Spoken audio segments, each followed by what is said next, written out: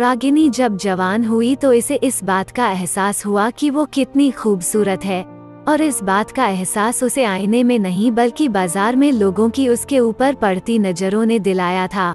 रागिनी एक बहुत बड़े इलाके में रहती थी, और वो जहाँ रहती थी उसके घर के आमने सामने बाजार लगती थी। जिसकी भी नजर उस पर पड़ती थी वो अपनी नजर हटाना भूल जाता था। रागिनी गोरी थी, उसके काले लंबे बाल और गुलाब की पंखुड़ी जैसे होठ थे। रागिनी एक बहुत ही खूबसूरत लड़की थी। जब इस खूबसूरती का एहसास रागिनी को होने लगा तो उसके मन में गुरूर आ गया था। वो जानबूझकर बाजार चली जाती, और जब भी वो बाजार जाती मोहल्ले के लड़के उसे दूर दूर तक देखते ही रहते, जैसे मानो लड़कों की नजर उसके ऊपर से हटती ही नहीं थी। कई लड़के रागिनी का पीछा भी कर चुके थे, लेकिन वो सबके बीच बाजार में कई लड़कों को बेइज्जती कर चुकी थी। बाजार में जब भी रागिनी जाती है तो वो लड़के चुप रहते हैं। असल में वो लड़के रागिनी के लायक नहीं थे। रागिनी हमेशा यही सोचती थी कि मैं जितनी खूबसूरत हूँ उसी तरह मेरा होने वाला पति भी खूबसूरत हो, इसलिए वो मोहल्ले के लड़कों को भाव नहीं देती थी। रागिनी अपने घर का राशन और सामान हमेशा अपनी सहेली के साथ विजय के जनरल स्टोर पर ही लेने जाती थी। रागिनी को विजय अच्छा लगता था। रागिनी को कुछ भी लेना रहता तो विजय के जनरल स्टोर से ले आती थी। वो उसे मेकअप के सामान और ज्वेलरी आधे दाम पर दे दिया करता था। रागिनी और उसकी सहेली विजय से बहुत खुश होती थी। वो हंस हंस के उनसे बातें करता था, और वो दोनों भी उसे खूब अच्छे तरीके से बातें करती थी। एक दिन की बात है, रागिनी अपनी सहेली के साथ विजय के दुकान पर उससे सामान लेने के बाद जब वो पैसे देने लगे तो विजय उसे हंस कर देखने लगा, पर ना जाने क्यों रागिनी भी उसे देखकर हंसने लगी। विजय ने उस सामान के पैसे लेने से इनकार कर दिया और उससे कहा, आज मेरी तरफ से यह सारी चीजें तुम्हारे लिए गिफ्ट है। और जब रागिनी सामान लेकर घर आ ही रही थी तो उसके बैग में विजय ने एक पर्ची डाल दी, और जब रागिनी ने घर आकर सामान के बैग में से पर्ची निकाली तो उसमें लिखा था, रागिनी तुम बहुत ही ज्यादा खूबसूरत हो। मैं पहले ही नजर में तुम्हें दिल दे बैठा था, और सच तो यह है कि मैं तुमसे प्यार करने लगा हूँ। और उस पर्ची में नीचे उसने अपना मोबाइल नंबर लिखा था।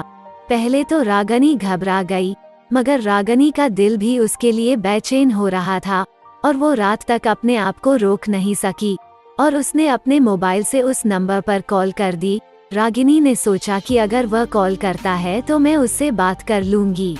रागिनी के मिस कॉल करने के 2 मिनट बाद ही उधर से कॉल आने लगी। रागिनी का दिल जोर जोर से धड़कने लगा। रागिनी ने फोन उठाया और कुछ बोल नहीं रही थी। घर से आवाज आई, हेलो कौन है, कुछ बोलो ना, मैं जान चुका हूँ कि तुम रागिनी हो। और इस तरह दोनों ने बात करना शुरू किया। विजय का घर रागिनी के घर के पीछे वाली गली में ही था। रागिनी की छत एक दूसरे की छत से मिली हुई थी। विजय ने रागिनी को कई बार छत पर भी देखा था। अब दोनों रोज रात को बातें करते। रागिनी विजय के कहने पर छत पर जाती और वो दोनों एक दूसरे को देख भी लेते थे। कभी कभी रागिनी उससे मिलने के लिए उसके शॉप पर भी चली जाती थी, और इसी बहाने उन दोनों की एक दूसरे से मुलाकात भी हो जाती थी। पहले तो वो दोनों दूर से ही एक दूसरे को देखते थे, हंसते थे, बातें करते थे, लेकिन अब धीरे धीरे उन दोनों की बेकरारी बढ़ती ही जा रही थी। और दोस्तों कहते हैं ना, प्यार को छुपाया नहीं जा सकता। रागिनी के साथ भी कुछ ऐसा हुआ। एक दिन विजय ने रागिनी को जिद करके मोहल्ले के खाली पड़े मकान में बुलाया। रागिनी ने बहुत मना किया, पर उसने कहा कि तुम्हें क्या लगता है मैं तुम्हारे साथ कुछ गलत करूँगा, तुम्हें मेरे ऊपर भरोसा नहीं है क्या? और वो नाराज होने लगा। उसकी नाराजगी रागिनी से बर्दाश्त नहीं हुई, और मजबूरन रागिनी को उस खाली पड़े मकान में जाना पड़ा। वो मकान कई सालों से खाली पड़ा हुआ था। उस मकान में कोई आता जाता नहीं था। दीवार टूटी फूटी थी, और जैसे ही उस मकान में रागिनी पहुंची, विजय की आंखें चमकने लगी। वो जैसे ही उसके करीब पहुंची वो फूले नहीं समा रहा था। विजय ने रागिनी का हाथ पकड़ा तो रागिनी को अंदर से कुछ अजीब सा होने लगा। आज से पहले वे दोनों सिर्फ बातें किया करते थे, और पहली बार विजय ने उसका हाथ पकड़ा था। लेकिन इतना ही में पीछे से जोर से आवाज आई, क्या हो रहा है ये सब? यह आवाज किसी और की नहीं रागिनी के भाई की थी। रागिनी अपने भाई की आवाज सुनकर उछल पड़ी। रागिनी के भाई ने उसके बालों को पकड़कर 2-3 थप्पड़ मारे और रागिनी का भाई विजय की तरफ लपका ही था कि उसने उसे भागने के लिए कह दिया और उस बात पर रागिनी के भाई ने उसे वहीं पर बहुत मारा और घसीटता हुआ उसे घर ले आया। उसे घर के आंगन फेंका और मारने लगा और पूछने लगा, बोल किसके साथ मुंह काला कर रही थी। कुछ देर पहले तो रागिनी की जान सूख गई थी, पर अब वो संभल गई थी। रागिनी के माँ बाप ने भी उससे पूछा कि बोल कौन है वो लड़का। रागिनी अपने बात पर डट गई और बोली, हाँ मैं उससे प्यार करती हूँ। उस लड़के का नाम विजय है और विजय भी मुझसे बहुत प्यार करता है और अगर आप लोगों ने मेरी शादी उससे नहीं करवाई तो या तो मैं उसके साथ भाग जाऊंगी या अपनी जान दे दूंगी। ये बात सुनकर रागिनी के भाई को और गुस्सा आ गया। रागिनी की माँ ने उसके भाई को समझाया कि इस तरह शोर मचाने से हमारी ही बदनामी होगी और इसने कहीं गलत कदम उठा लिया तो हम कहीं मुंह दिखाने के लायक नहीं रहेंगे। रागिनी के पापा भी चुप थे। उन्होंने पूरी जिंदगी इज्जत से गुजारी थी और वो अपने बुढ़ापे को बेइज्जती से तार तार नहीं करना चाहते थे। रागिनी एक शरीफ खानदान से थी, इसलिए उसके घर वाले डर गए और इस नतीजे पर पहुंचे कि उन दोनों की शादी करा दी जाए। दूसरे दिन ही रागिनी के पापा ने विजय की घर का एड्रेस लिया और उसके पापा से जाकर बात की।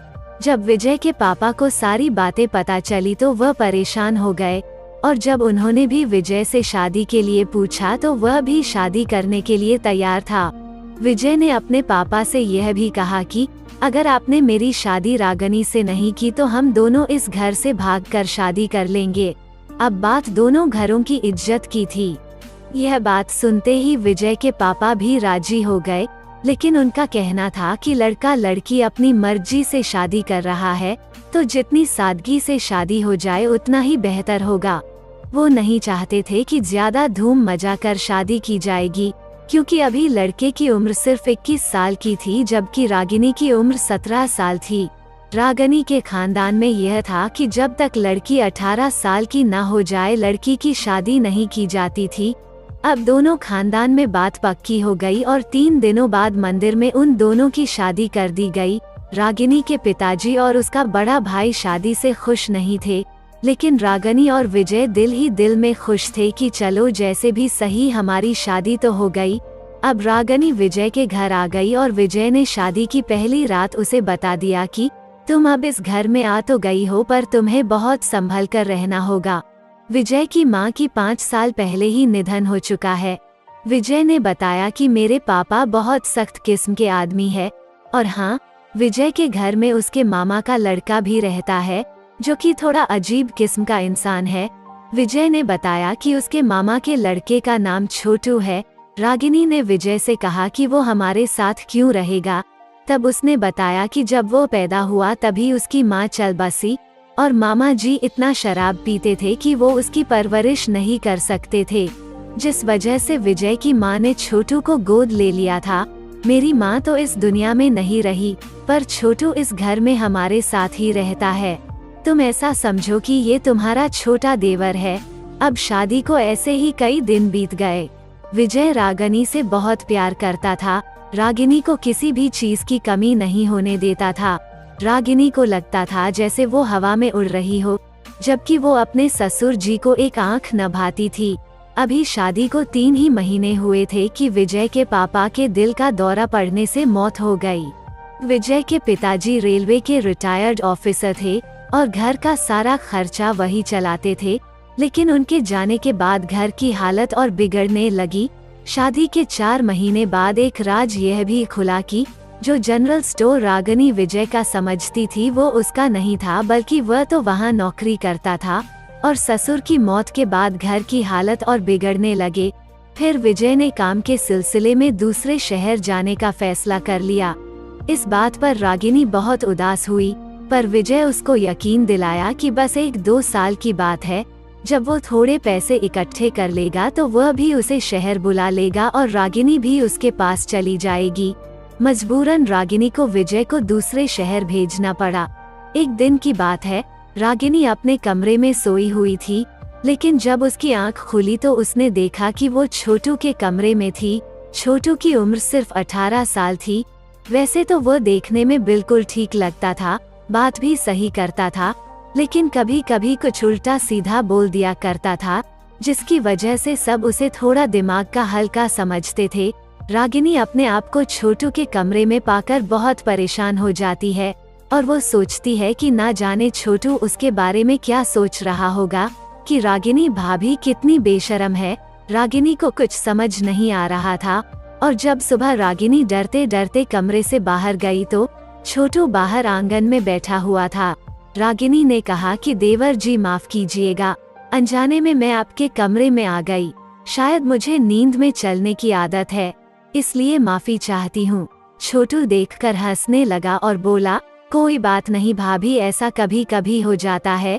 छोटू ने यह भी बताया कि भाभी जब आप कमरे में आई तब मैं उस कमरे से तुरंत निकल गया।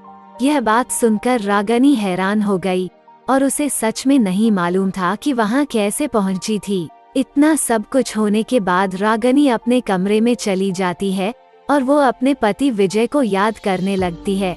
उसे विजय की आज बहुत याद आ रही थी। रागिनी कमरे में बैठकर दिन रात उसे याद करती है, उस लम्हों को याद करती जो उसने उसके साथ गुजारे थे। पर आज रागिनी का दिल बहुत उदास था। वो अपने पति को बहुत ज्यादा याद कर रही थी। रागिनी अपने पति विजय से फोन पर बात तो करती थी, पर उसका दिल नहीं भरता था। और एक दिन फिर वैसा ही हुआ।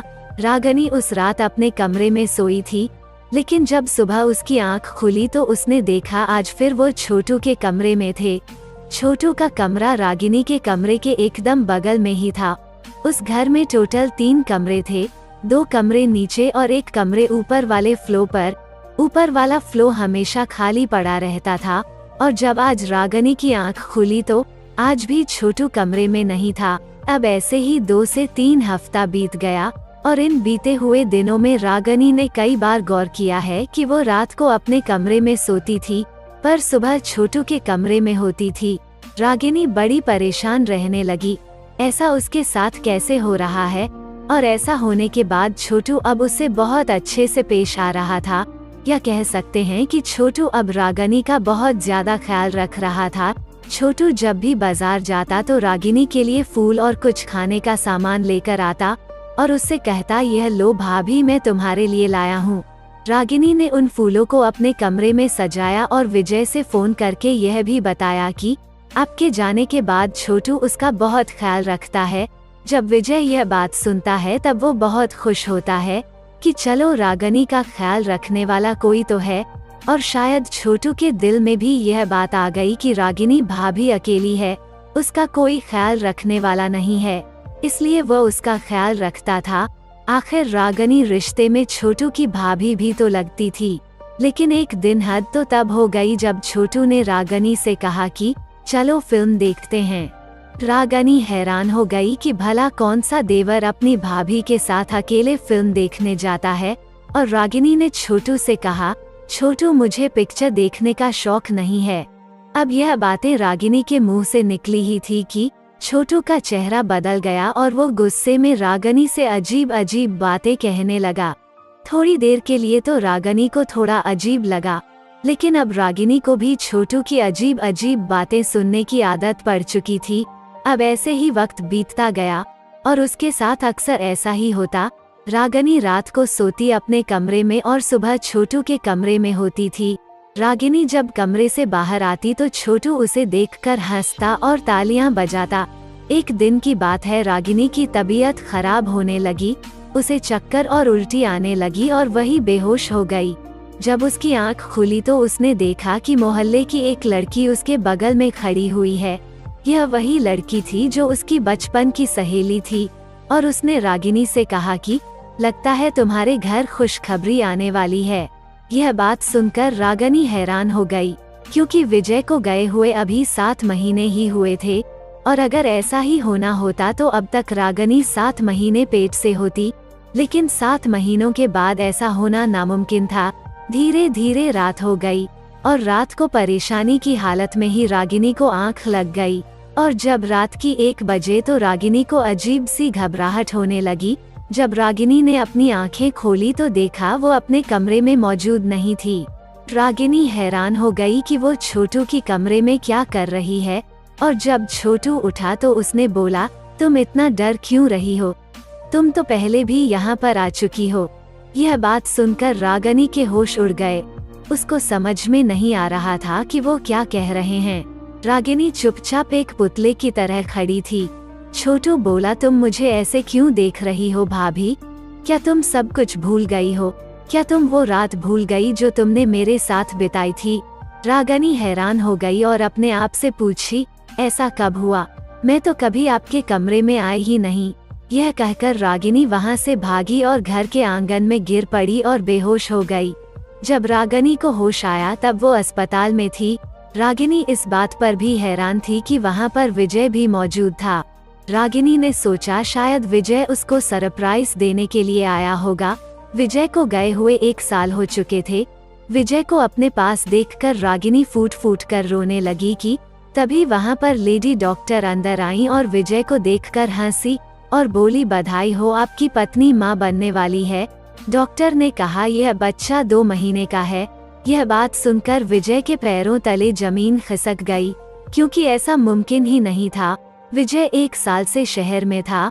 वही बगल में रागिनी की सहेली भी खड़ी हुई थी और इस बात को सुनकर वो अपनी सहेली पर यकीन नहीं कर पा रही थी कि रागिनी ऐसी हरकत कैसे कर सकती है। विजय 1 साल बाद आया। उसका चेहरा गुस्से से लाल हो गया और वो रागिनी को अस्पताल में छोड़कर वहाँ से चला गया। जब रागिनी की सहेली रागिनी को अस्पताल से घर लेकर पहुँची तो वहाँ पर देखा कि मोहल्ले के तमाम लोग घर पर इकट्ठा हो चुके थे। सभी लोग रागिनी के कैरेक्टर पर सवाल उठा रहे थे और आप तो जानते ही हैं, जब छोटे गांव में ऐसा काम होता है तब वहाँ की सारी लोग सिर्फ उसी बात पर चर्चा करने लगते हैं। ऐसा ही रागिनी के साथ भी हो रहा था। सब लोग रागिनी को ही गलत मान रहे थे। रागिनी के घर के सामने ही एक बूढ़ी औरत रहती थी। गांव में अगर कोई भी घटना हो जाती थी तो औरत फैसला सुनाती थी। आज वो औरत भी रागिनी के घर में मौजूद थी।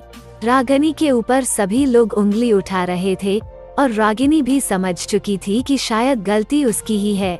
इससे पहले विजय उसको घर से धक्के मारकर भगाता, वो खुद ही अपना सामान पैक कर ही रही थी कि तभी उस बूढ़ी औरत ने उसे रोका और कहा, इधर आओ।